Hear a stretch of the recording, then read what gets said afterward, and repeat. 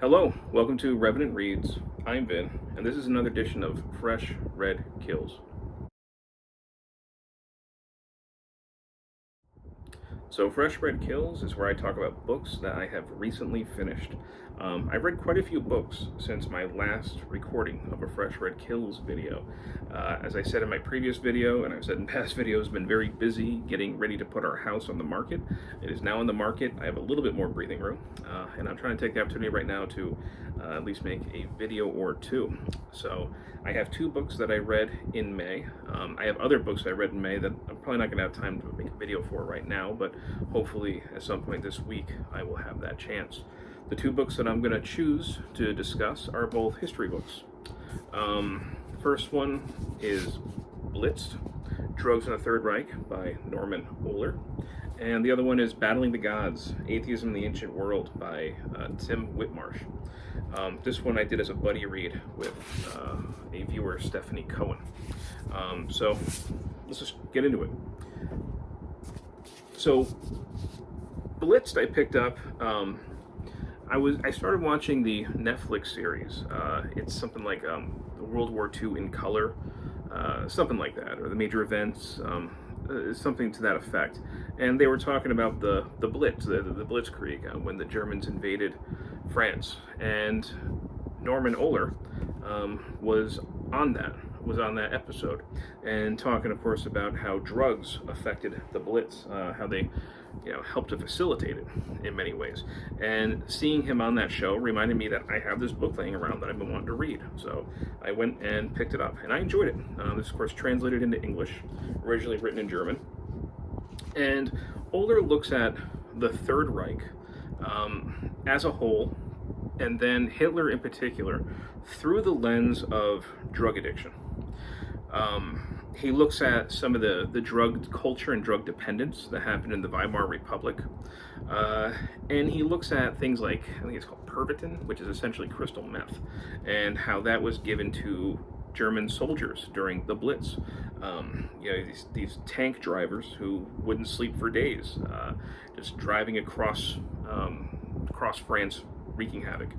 And it only gets worse from there as far as drug dependence and drug abuse within the Third Reich, and especially among the military.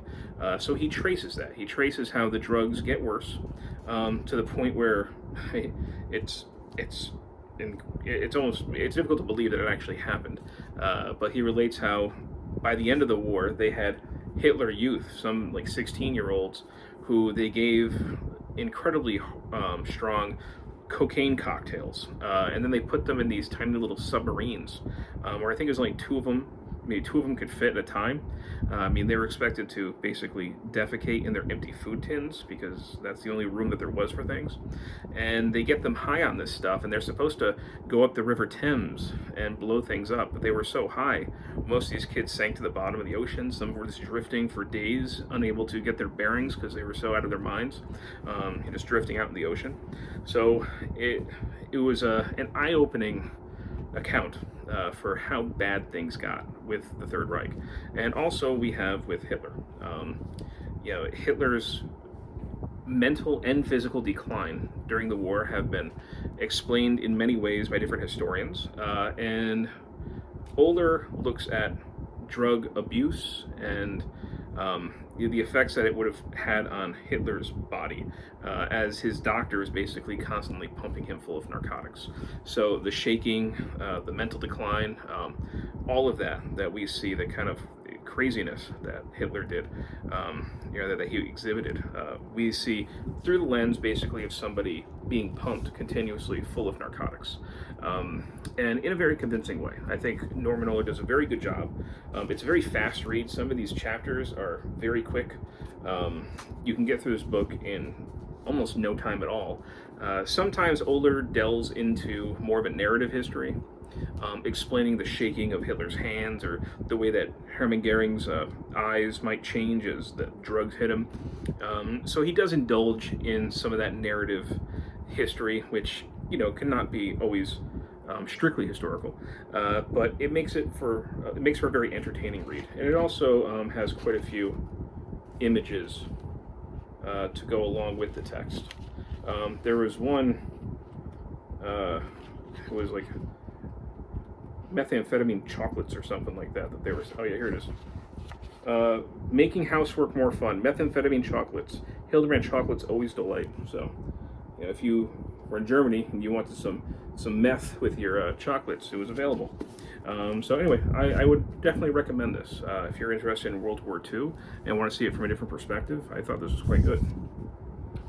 And the other book, of course, that I said that I read is Battling the Gods: Atheism in the Ancient World. And I read this as part of maybe Midrash, a booktube event where people read books about religion that take religion seriously. And it's my second time participating in the event, and I really like it. And generally the challenge is to read a nonfiction and a fiction book. So this is my nonfiction, of course, selection. And I was joined as a buddy read with Stephanie Cohen. And I think we both really enjoyed this. Liked it quite a bit. Now, Whitmarsh does use a very broad definition of atheism. And I can understand how he has to. He kind of looks at what does atheism consist of today, and where do we see echoes of that, or maybe the beginnings of some of those arguments.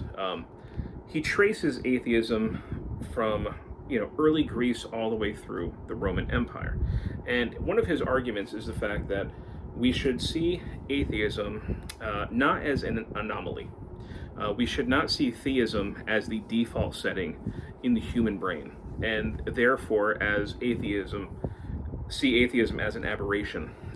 Instead, we should see it as one possibility among many, a perfectly valid way to try and understand and view the world.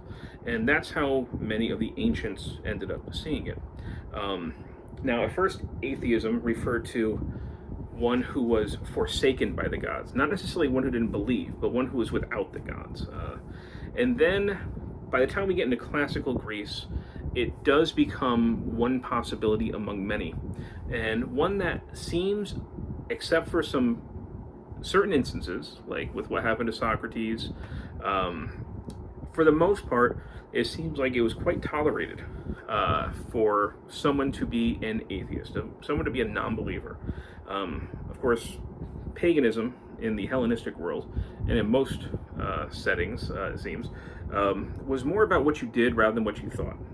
It did not have the sort of faith or thought crime aspect of a lot of what we see in monotheistic religions today. Instead, the gods didn't care what you thought of them. They just mattered. They only cared about what you did.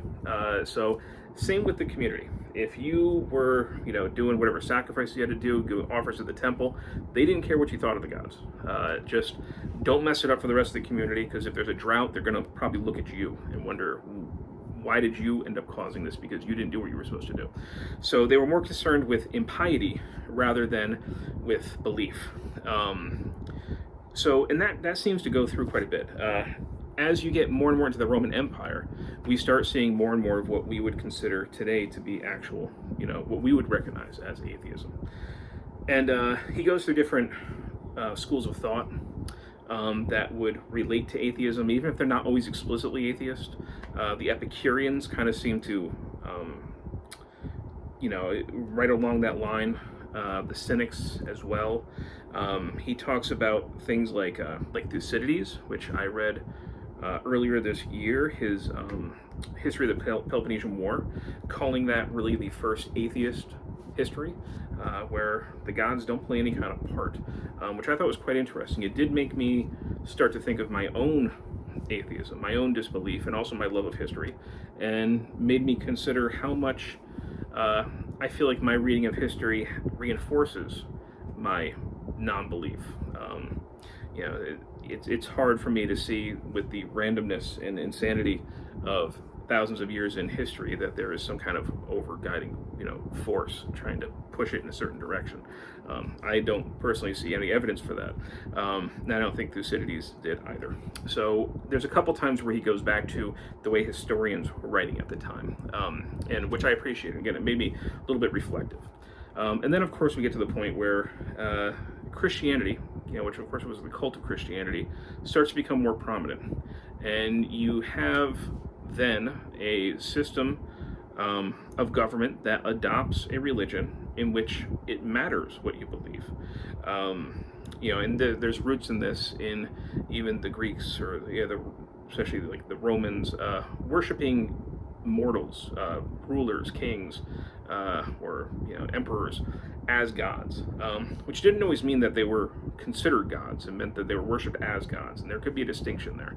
But nevertheless, it set a precedent for how you treat members of the state and how religion mixes in.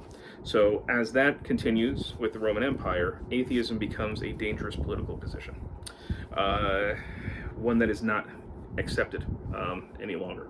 So I thought this was quite interesting. A pretty good book, very well written, I thought.